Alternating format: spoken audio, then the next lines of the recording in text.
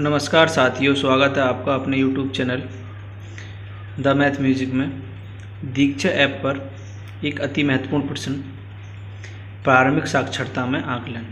जैसा कि आपको पता है, दीक्षा ऐप पर आए दिन कोई ना कोई प्रशिक्षण आता रहता है। तो प्रारंभिक साक्षरता में आकलन का एक लिंक आया है, जिसके सभी प्रश्न आपको यहाँ पार्ट वाइज मैं उपलब्ध करा रहा हूँ विद आंसर। सभी एक ही वीडियो में देखें।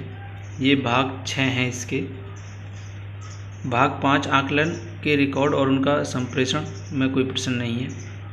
भाग 1 में प्रारंभिक साक्षरता में आकलन की समझ, भाग 2 में प्रारंभिक साक्षरता में आकलन के बिंदु आधार, भाग 3 में आकलन कब और कैसे करें, भाग 4 आकलन के प्रमाण और रिकॉर्ड, और भाग 6 अपनी समझ को परखें।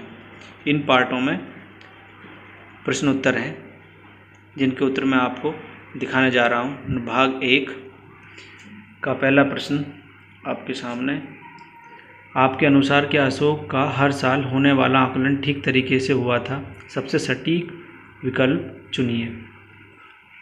इसके उत्तर नंबर 4 को क्लिक करेंगे। नहीं आकलन ठीक हुआ होता तो अशोक को सही मदद जरूर मिल पाती।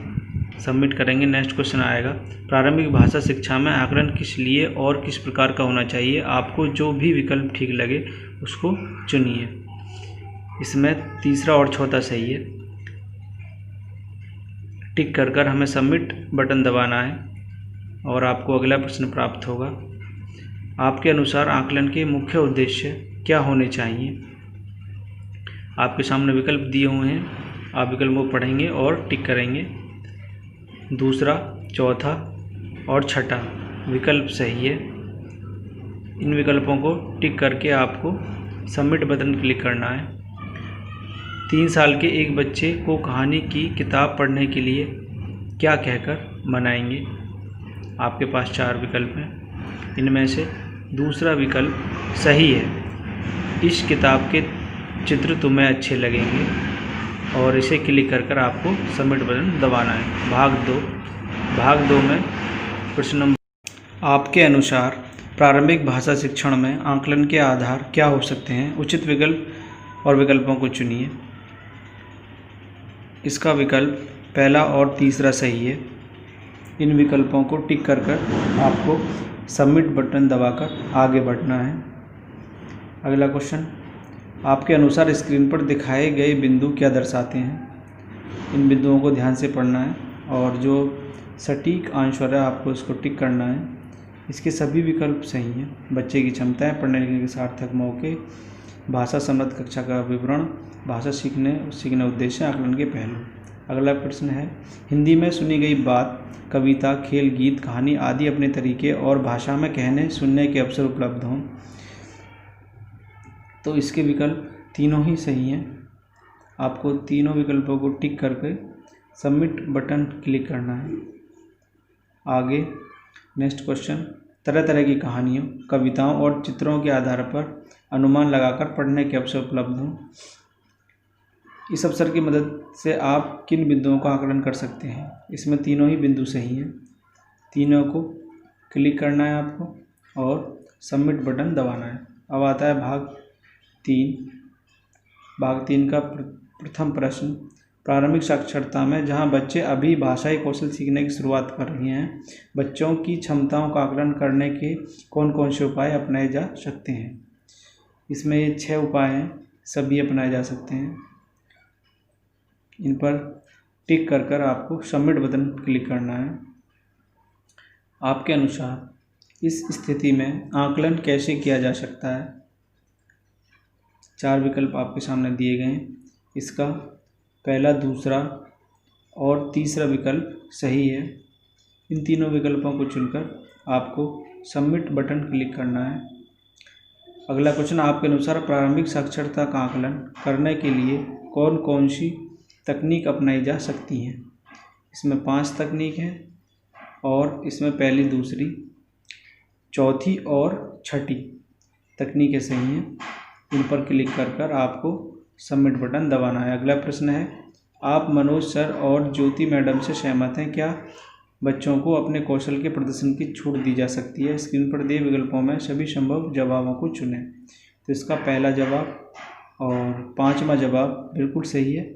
आपको ये दोनों जवाब चुनकर आगे बढ़ना है। अब भाग चार का प्रथम प्रश्न है, ज्योति जी द्वारा बताए गए पहलू क्या दर्शाते हैं।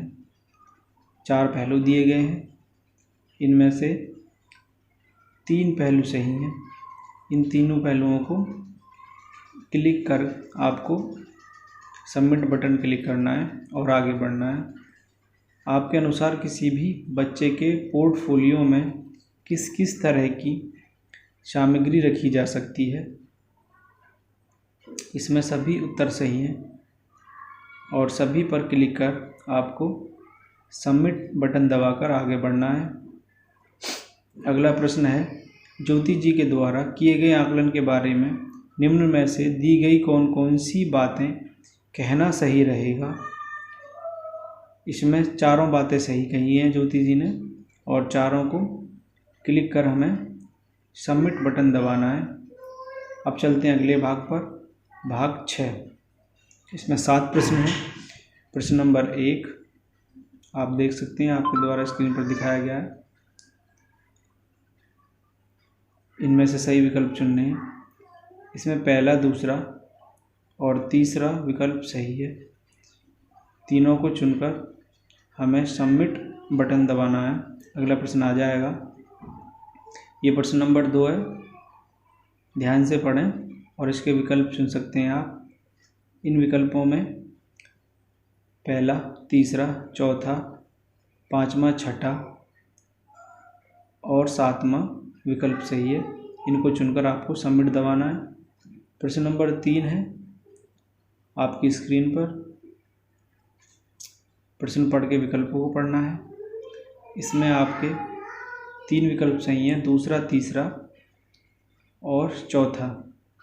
इन तीनों विकल्पों को चुनकर आपको सबमिट बटन दबाना है।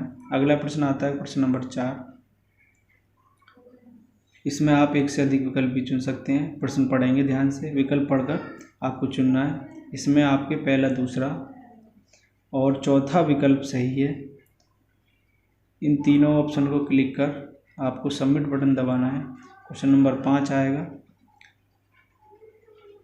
आप एक ही विकल्प चुन सकते हैं। इसमें एक ही विकल्प सही है। आप प्रश्न पढ़ेंगे और एक विकल्प का चुनाव करेंगे। इसमें तीसरा प्रश्न सही है और इसे चुनकर आपको सबमिट बटन दबाना है। अगला प्रश्न आ जाएगा प्रश्न नंबर 6। इसमें आप एक से अधिक विकल्प चुन सकते हैं। प्रश्न को ध्यान से पढ़ेंगे। पढ़ने के बाद जो विकल्प दिए गए हैं उसमें सही है पहला और दूसरा। पहले दूसरे को चुनकर आपको सबमिट बटन दबाना है। फिर आपके सामने क्वेश्चन नंबर 7 आएगा। आप एक से अधिक विकल्प चुन सकते हैं। इसमें भी एक से अधिक विकल्प सही हैं। प्रश्न पढ़ेंगे और सही विकल्प का चुनाव करेंगे, जिसमें पहला और चौथा विकल्प सही है। फिर सबमिट करना है। आपका प्रशिक्षण यहाँ पूरा हो जाता है। Thank you for watching. धन्यवाद।